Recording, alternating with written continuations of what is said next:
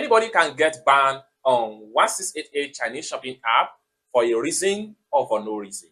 I want you to know that.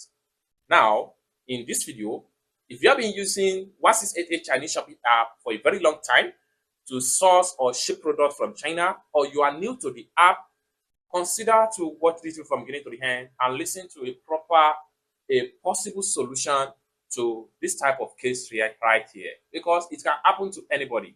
Whether supplier reports you on 1688 or your account was not reported on 1688, you can get banned. Whether you just make payment to supplier right now, in a few minutes later, your account can get banned. But when you got banned, how do you solve the problem?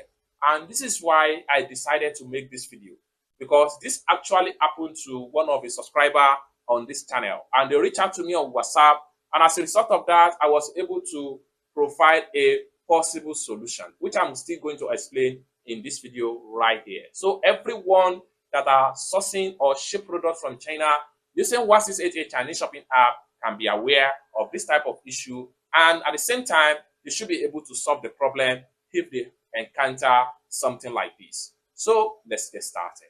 But before we dive into the tutorial, as you know me, my name is Rafi Yakub. I'm an importer and a procurement agent.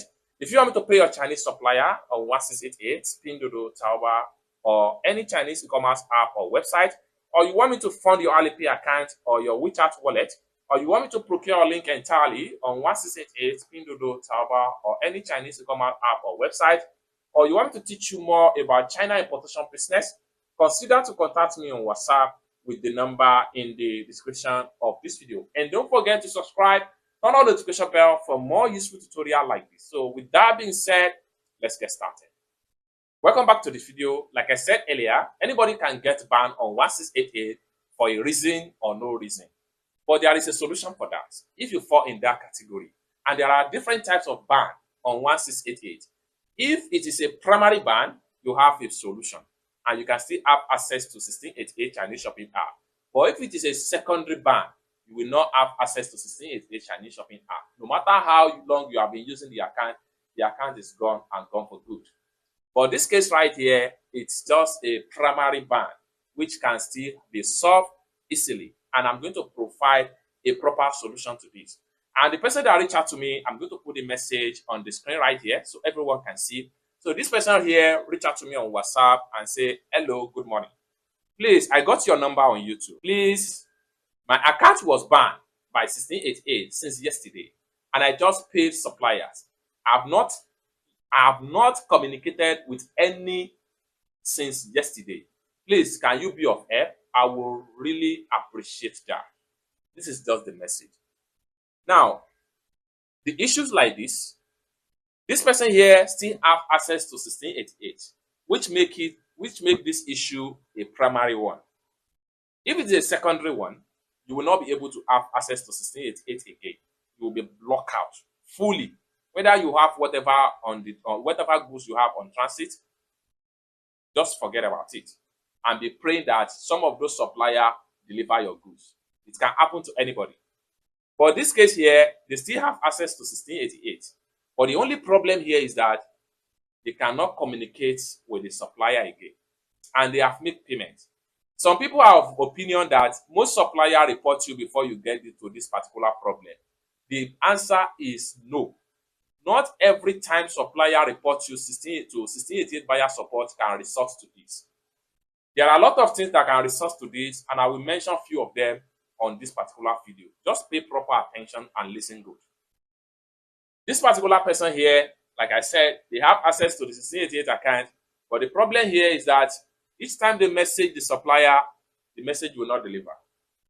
And as a result of that, they found out that the account has been banned. Now, when you have issue like this and you still have access to 1688 shopping app, the best way to solve this problem is to contact 1688 buyer support. And this is exactly what I tell the person.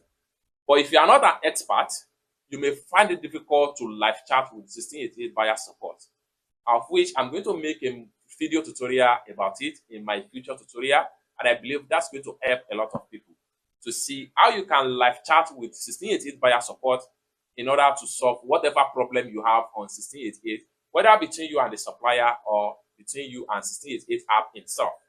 Okay, now this is one way to solve the problem. If you still have access to 1688, you just found out that you got banned from communicating with the supplier, you can contact 1688 buyer support, send them a proof, screenshot of everything to them, and they will unlock your account. That is the one side of solving the problem. Then after your account has been unlocked, you can continue to communicate and continue your shopping.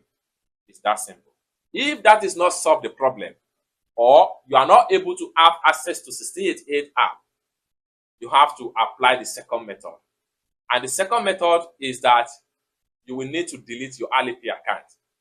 As simple as that. Because there is no way, it is not guaranteed that if you experience a second degree of ban on 1688, it is not guaranteed that you are getting the account back. That's just the bitter truth. So if you find yourself in that category of secondary ban, you have to make sure you delete the Alipay account that was linked to that 1688.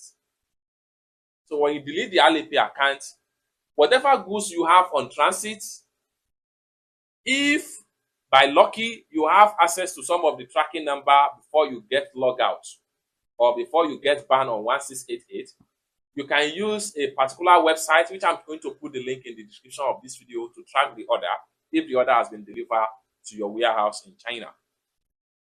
If you don't have access to tracking number, just be prayerful that some of the supplier that you place order from them, they successfully deliver all the order. Once all the order has been delivered, the best thing for you, the next thing for you, and you still want to continue using 1688 Chinese shopping app, is to simply delete Alipay account that was linked to that 1688, delete the 1688 app also, then create a new Alipay account, download a new 1688 app, and link them together and continue your shopping. Now, when you draw this, there is one more thing you need to pay proper attention to.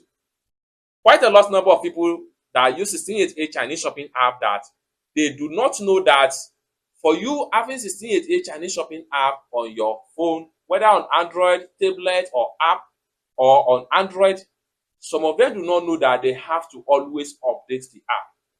And this is most of the reason why people are get banned. People are get logged out from 1688 Chinese shopping app. So it is always advisable that when you have the app on your phone or on your tablet or your iPhone, always do updates.